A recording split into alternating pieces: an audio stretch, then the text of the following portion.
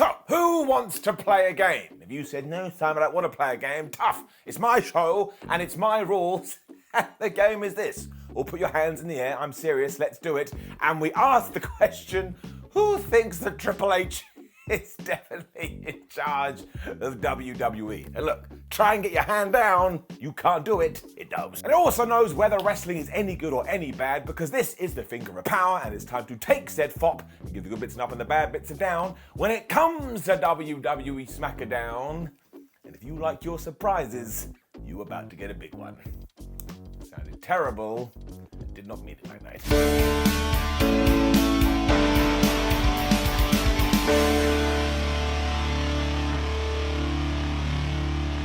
First thing we saw on SmackDown was the Bloodline arriving, and I was like, wait a minute, that is super duper late. So not only should they be fine, but someone should have gone up to Mr. Reigns and said, I'm very sorry, Roman, but you're no longer allowed to sit at the head of the table.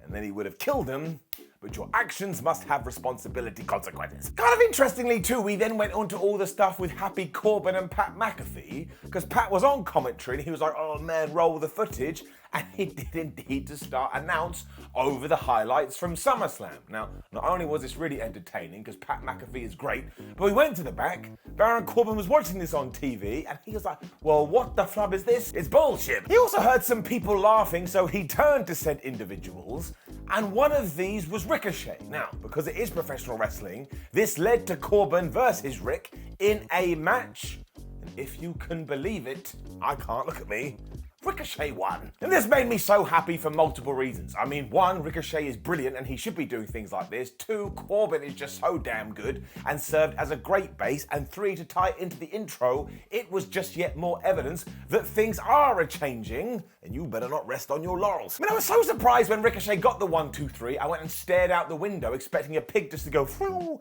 and go flying past. And given that we are shaking things up, here's what I think we should do with Happy Corbin. I mean, make him sad Corbin again if you can, because that was the best gimmick of the last 10 years, but I doubt we are going to do that. So why don't we go back to the Lone Wolf? Because as I've said time and time again, he absolutely rocked that.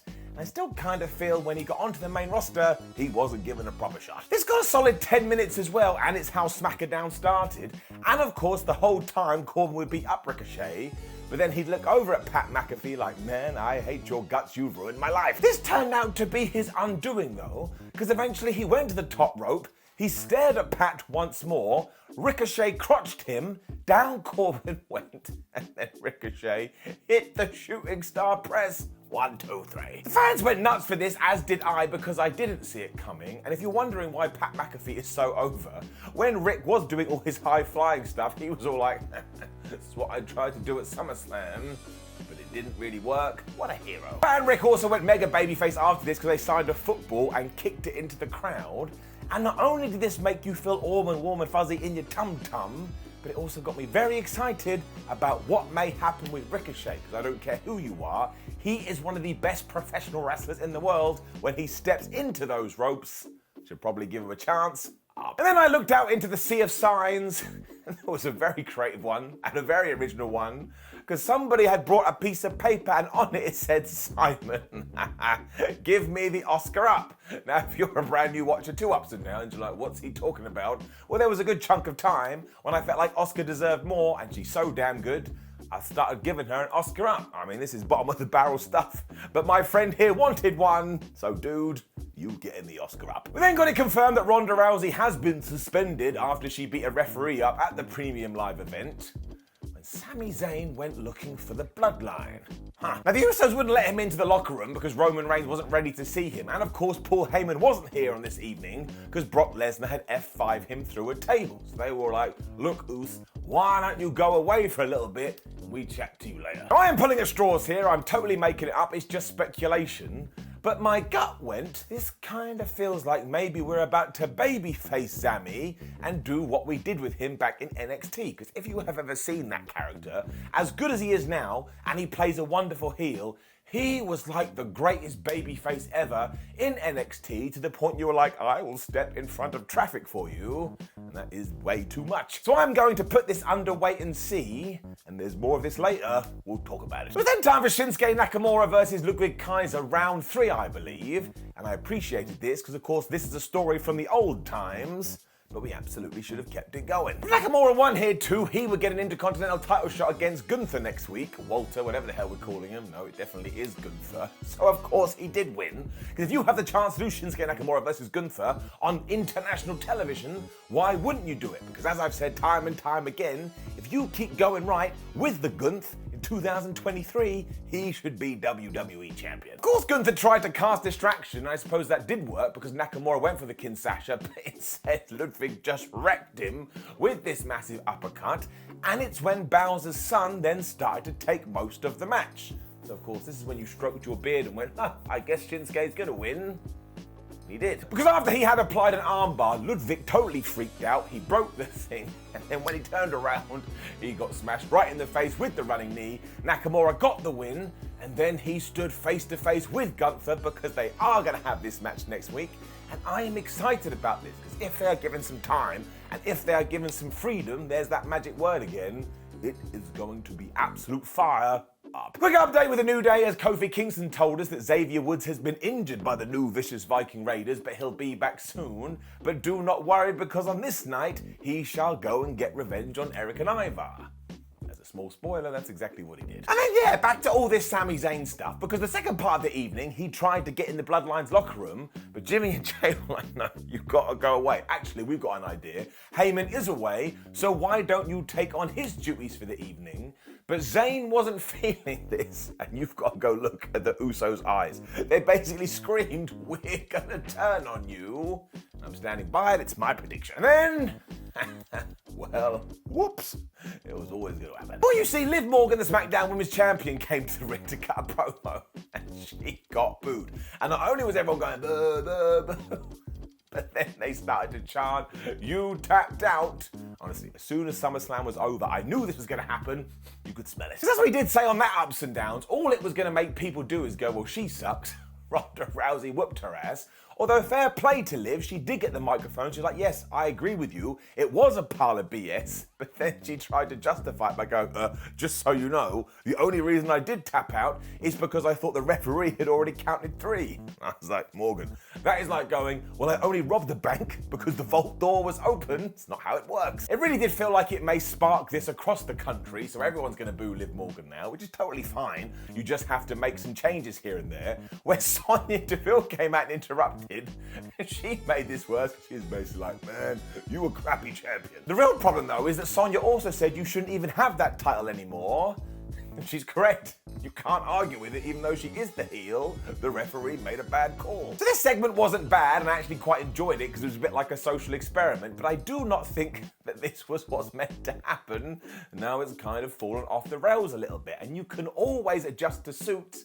But I'm still baffled why we did it in the first place. So it is going to get a down, but this is a very positive peak down because I would much rather WWE tried these things and then just do the emoji shrug and go, oh well, it didn't work. So otherwise you just fall into the status quo and that's a bit boring.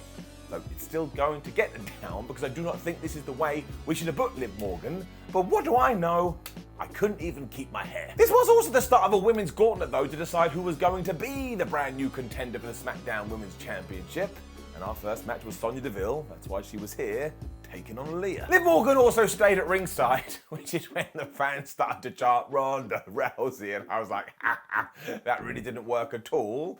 And yeah, Sonya Deville beat Aaliyah quite quickly, and then Raquel Rodriguez came out, she powerbombed Sonya, and she got the 1, 2, 3. This then happened with Shotzi, who got to the ring and got powerbombed 1, 2, 3. Then it happened with Xia Li, powerbomb 1, 2, 3.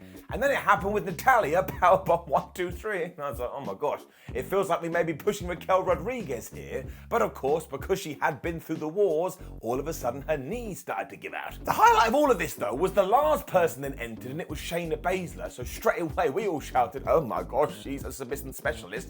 She's gonna go after this limb. And she did do this. but it also worked the other way because Raquel Rodriguez kept getting out of all of these submissions to the point you're like, oh man, she's such a fighting warrior. Before Shayna went, all right, and she hit the most devastating move in all of sports entertainment, the surprise roll-up. She got the 3 count, so now she is going to clash at the castle to fight for the championship. What dimension am I in? This basically ties into all my same feelings I had earlier about Ricochet, and I really want Shayna Baszler to present it as an absolute badass. To the point, if she does win at that premium live event, I ain't gonna be mad. In fact, I secretly hope it happens. And this is me looking out for people on the internet. I don't think they're here. Up. Sami Zayn then tried a 3rd time to talk to Roman Reigns, but this is when the Usos lost their mind and basically shouted at him, unless you actually start doing something to benefit us, we're going to make you take that t-shirt off. Now, out of context, that sounds weird, but he was wearing a Bloodline t-shirt, so it made sense. So again, I just want to round this up. Who is really good at making you care about them? Sami Zayn. And who here looked like a little goat that was lost in the farm? Sami Zayn. Sounded a little bit strange, but I can just feel that something is happening here. Of course, I'll be totally wrong. And then the Viking Raiders ruined Tommy Gibson and Jim Mulkey, I think they were called. I mean, they were enhancement talent, and they got enhanced. Somehow it still went a minute, but this was just Erik and Arya doing big move after big move. Before they hit the double powerbomb, they got the 1, 2, 3, and then Kofi Kingston came out with a kendo stick. He just whipped their ass. We then got proper WWE magic because it was Erik versus Kingston. I was like, where the hell did that come from? But I really enjoyed this because Ivar was trying to use the kendo stick. That didn't work, so Kofi Kingston was able to use his veteran moves to hit the most devastating move in all of sports entertainment, and he won. And this is one of those moments where you're like, well, this is okay, because clearly when we do the New Day versus the Viking Raiders are going to destroy them. So this is just planting seeds. Smart. And admittedly, did we need 2 most devastating moves in all of sports entertainment to finish matches? No, 1 is more than enough. I didn't get mad at this. Up. And then we basically got it confirmed that Sasha Banks and Naomi are coming back to WWE. I mean, we didn't do that, but from nowhere we cut to Michael Cole and Pat McAfee and they went, oh hi. On Raw, do you remember we told you we were going to have that tag team title tournament? Well, it starts on Monday. Wink, wink, nudge, nudge. So if they don't come back now, something very strange has happened. But look at me, I am not mucking around. I'm making the call. They shall be back. It was then time to take our first proper steps towards Clash at the Castle. And honestly, I could have sat down until the end of time and I never would have predicted this, because indeed, Triple H has gone into his little back book of wrestler names that he really likes, and they all coming back. I mean, it was even more nuts because the people in question that we're about to talk about was part of rumours early in the day that they may be coming back, but that was poppycock because they've been signed. Anyway, here's the point. It was the main event segment of SmackDown. Out came the Bloodline, and they took 4 minutes and 34 seconds to get to the ring. And I know there was a video that went through this, but it still counts from the moment that music hit to the point it stopped, 4:34. When Roman did start talking as well, he was just drowned out by cheers. So this thing has totally worked, to the point when he mentioned Brock Lesnar's name, everybody booed. Now this is quite good for Liv Morgan, because maybe this was just a crazy crowd, but either way, there's no way of denying it anymore. Roman is just a massive babyface. He also told us how much he hates Brock because he tried to kill Paul Heyman, and he put him, everybody calm yourselves, in the hospital. That's right, he's been moved out of the local medical facility. People also said wrestler on this show. I was having kids. This is when Drew McIntyre interrupted, and I think he called him the tribal queef. Sounds like we definitely ain't scripting promos anymore. And just when he was about to whip their ass, the lights went funny, Karrion Kross's music started to play, Scarlett was stood in the entranceway, and then Kross, with hair and without gimp mask, beat the flub out of Drew McIntyre. The Bloodline just stood there like, what the flub is happening? And I was doing this as well. So now you've got to figure that Karrion Kross is being inserted right into the main event scene. And afterwards, Scarlett took the hourglass and she put that in the ring. So here's what we should do. We should do a triple threat match where each of the titles is on the line, or like there's 2 out of 3 falls, and the first person that wins gets 1 title, and the second person that wins gets the other title. And it should go like this. Roman Reigns wins the first fall, and he keeps Universal Championship, and then at Clash at the Castle, Drew McIntyre wins the second one, he becomes the WWE Champion, and then we go back to Raw, and we do Karrion Kross versus Drew McIntyre. I mean, and that feels fresh, that feels new. You'll also get the mega pop when we are in Cardiff. I've just fantasy booked for the next 6 weeks, but the point is this: it ended making you want to see more, which is what wrestling is meant to do. It is getting it up. Which also brings us to the end of SmackDown, and there ain't no two ways about it. This was a terrific show. I was interested from start to finish. I was like, what the hell is gonna happen next? There's nobody there. Up. Now please do leave a comment below and let us know what you thought about last night's episode of SmackDown. Like the video, share the video, and subscribe. Head over to WhatCulture.com because it's good for us. Follow us on social media because it's good for us. And watch more videos because it's good for us. We are very selfish. My name is Simon for WhatCulture. Make sure you have a lovely day and make sure you check out Ups and Downs for Rampage. See you soon.